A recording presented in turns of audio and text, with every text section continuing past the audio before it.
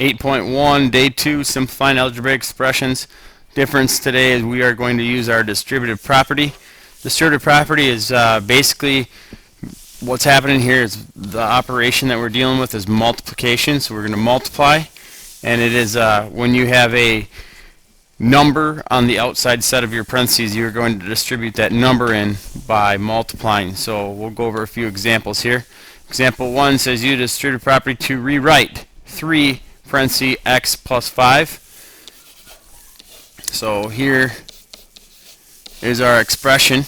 Now notice inside your set of parentheses x plus 5, can't add it together because they're not like terms.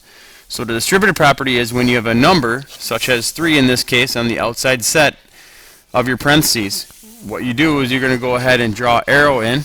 Arrow is just indicating that you're multiplying 3 times x, and then we have plus, right, 3 times 5, and we get 3x plus, well, 3 times 5 is going to give us 15. You can write everything out like this, like I have in this step. You don't need to, but for sure draw those arrows in. The arrows help indicate multiplication. In our answer, 3x plus 15, we cannot add that together because they are not like terms. 3 has an x, 15 does not. 2. Use the distributive property to rewrite a plus 4 and multiplied by 7.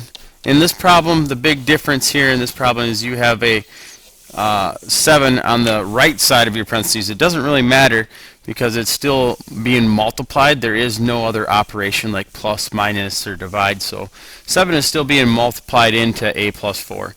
And a plus 4 we can't add together because it's not a like term. So we draw the arrow there. That is saying 7 times a. 7 times a is 7a. And then we have 7 times, well, this is the positive 4. 7 times a positive 4 is 28. 28 is positive, so I write plus 28. And that's the thing, as you get better at things, you don't need to, like in step 1, we don't need to really show this step or write that step. You still need to go ahead and put those arrows indicating multiplication. So 7a plus 28 is our answer there for 2. 3 says use distributive property to rewrite q minus 3 times 9. We are dealing with an expression with subtraction. So I'm going to go ahead and rewrite this down here. Again, we're distributing the 9.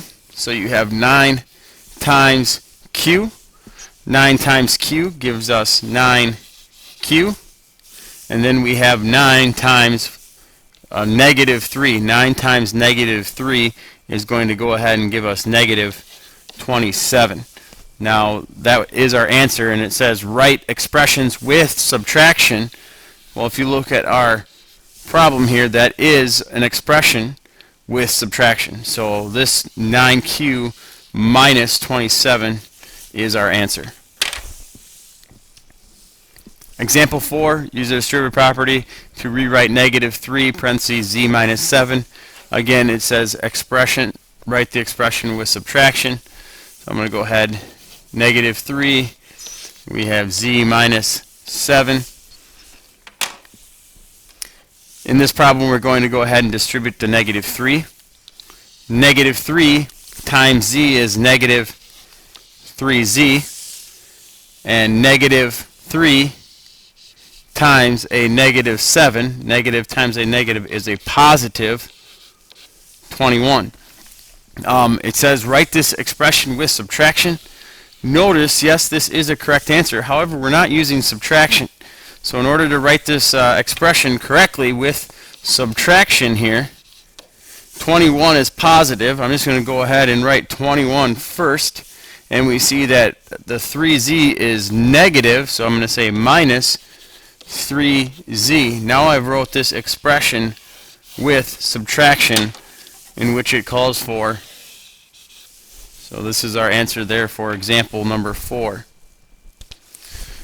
Theater. Tickets for a school play cost $5 for adults and $3 for children. So I'm going to go ahead and write a few things down. $5 adults. That's a ticket. and $3 for kids per ticket. So the family has the same number of adults as children. Write an expression in simplest form that represents the total amount of money spent on tickets. So we need to write an expression for the total amount of money spent on tickets. Now normally you would do something like this. You would say, well, it's $5 per adult. So 5A. A represents the number of adults, which is unknown. If you had 2 adults, it would be 5 times 2, making it $10. And then down here, I would go ahead and say, well, it's $3 per K. K represents kid. So you would say this would be 5A plus 3K to get your total amount. Normally, that's what would happen. However, the big concept is here is, well, you're going to have the same number of adults and the same number of kids. So you can look at it like this. It's $5 for an adult. It's $3 for a kid. So it's a total of $8 per, I should say $8 a ticket, since you have the same amount. So I'm just going to go ahead and say it is $8 per ticket, because we have the same number of kids as adults. So an example would be is if I had, and this would be the simplified answer here, 8T, but let's say I had 2 adults and 2 kids, right? That's the same number. So I have 5 times 2. This would give me $10 plus 3 times 2, which would give me $6. So I would spend $16. Normally we write the equations how we have it in blue, when you don't have the same number. But since we have the same number, we can write it this way, because the tickets, $8 a ticket, so we can put in, or tickets I should say actually per person, but we have $8 times 2. The reason why we're multiplying by 2 is because you have the same amount. So you have 8 times 2, which would give you 16. Check out example number 6 here. It says basketball. You go to watch a basketball game and buy 3 bottles of water that each costs X dollars, and a large bag of popcorn for $4.50. Write an expression. Remember, the expression is a mathematical sentence without an equal sign in simplest form that represents the total amount of money spent. So you go to watch a basketball game, you get 3 bottles of water, 3 H2O bottles at X dollars. It is unknown. And we get a large bag of popcorn. Large popcorn at $4.50. We want to figure out, well, how much money did we spend? Well, we bought 3 water bottles. 3 water bottles at X dollars. That is unknown. If this X value right here was $2, if it was $2 per bottle of water, well, you'd have 3 times 2. 3 times 2 giving you 6. However, we don't know the cost, so we just leave it as 3x. Now, onto our bill, we also bought a large popcorn.